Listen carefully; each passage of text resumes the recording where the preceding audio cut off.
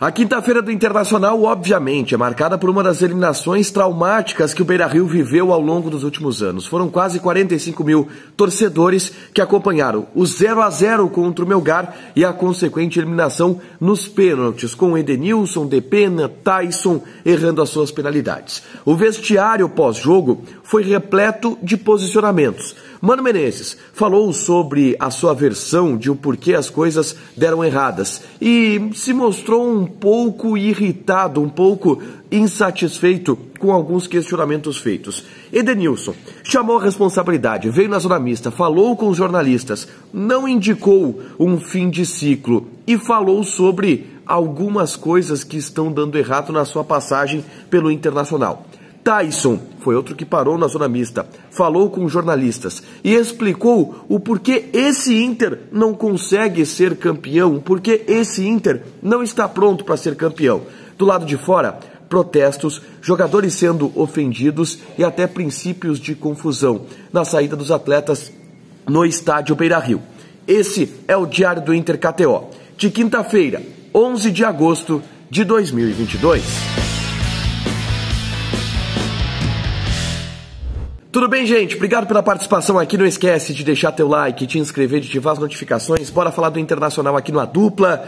Resumindo o que foi essa quinta-feira do Inter, a quinta-feira da eliminação para a equipe do Melgar pela Copa Sul-Americana. A voz do Guerreiro já está indo para o espaço. Foi um longo dia de trabalho e que culminou nessa eliminação traumática do Inter na Copa Sul-Americana. É mais uma eliminação vejatória que o Inter tem dentro do estádio Beira-Rio, tá?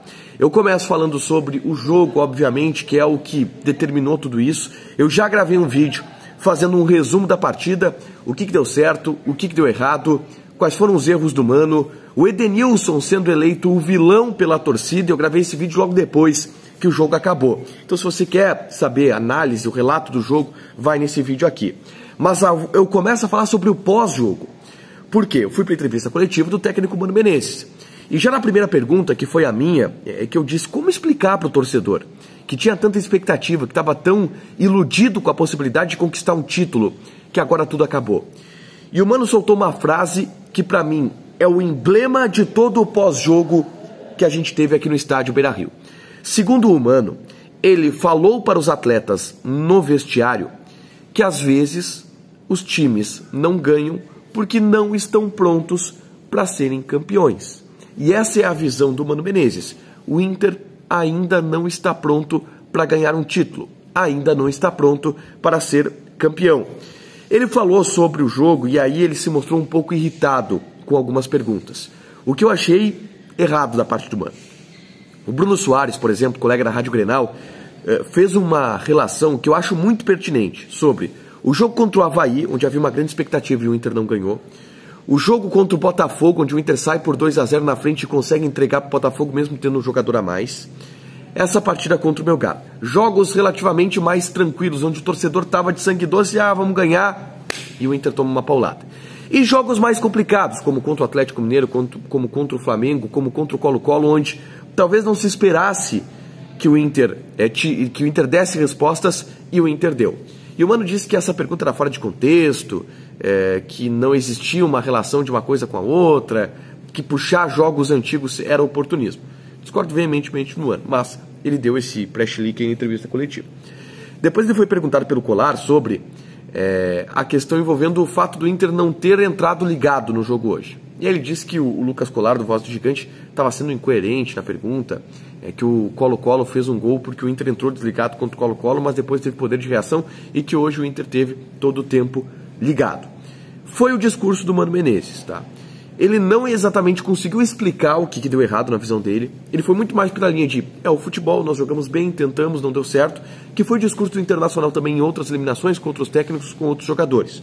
Foi essa linha de atuação, de fala do Mano Menezes explicando o jogo e para mim muito emblemática essa frase. Talvez não estejamos prontos para ser campeões.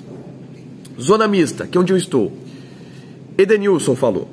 E uma entrevista obviamente muito importante porque o Edenilson foi eleito alvo pela torcida do Internacional. E o Edenilson disse que vai dar a resposta dentro de campo. E deu muito mais um tom de permanência do que quem pensou que ele pudesse dar um tom de saída. Ele não deu um tom de saída, ele deu um tom de permanência. Eu perguntei para o Edenilson, por exemplo, se ele se sente perseguido pelo torcedor. Foram 3 caras que erraram o pênalti, o Edenilson, o Taison e o Depena. A torcida cantou o nome do Edenilson no final do jogo. E ele contemporizou. O Edenilson não foi pro lado de responder o torcedor. Ele disse, o torcedor tem direito. A gente errou, a gente jogou mal, eu joguei mal, eu errei o pênalti, tem que me cobrar. É isso aí, o torcedor tá no direito.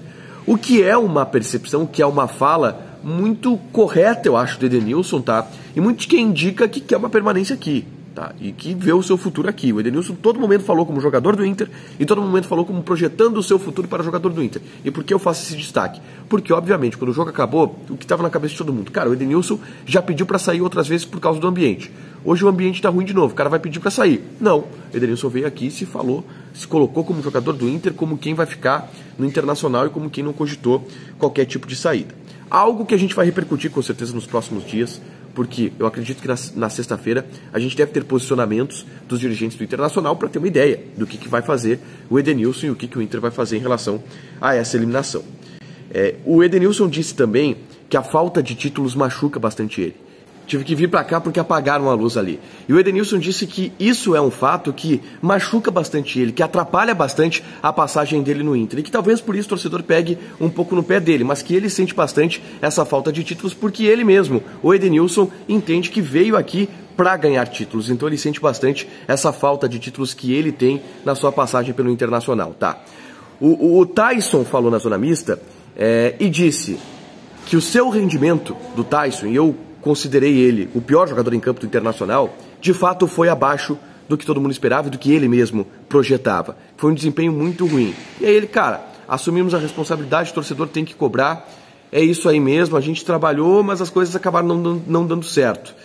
Pro Taison não foi uma entrevista assim tão repleta de um conteúdo bom como eu achei a do Edenilson, ele foi muito mais na onda de contemporizar, o torcedor tá certo, a gente errou, a gente assume a nossa responsabilidade do que qualquer outra coisa, tá? A gente teve no estacionamento alguns episódios, algumas ocorrências. Os torcedores aguardaram, protestaram, os jogadores que saíram a pé e depois entraram nos seus carros para deixar o Beira-Rio.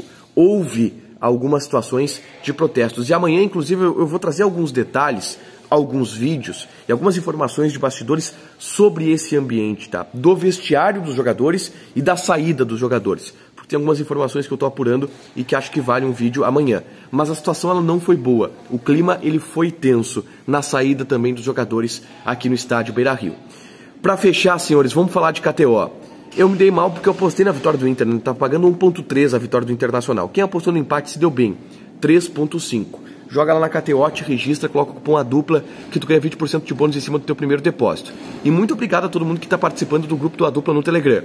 Dicas diárias de apostas. Hoje a gente trouxe o Giovani aqui pro Beira-Rio. Esse cara aí, ó, acompanhou a eliminação, mas aí não foi culpa nossa, né? Mas a gente sorteou lá no grupo do Telegram do ADUPLA o ingresso e deu certo. O Giovani veio pro Beira-Rio e pôde acompanhar esse jogo de Copa Sul-Americana, beleza? Deixa teu like, te inscreve, ativa as notificações que vai ter mais conteúdo aqui no canal. Beijo!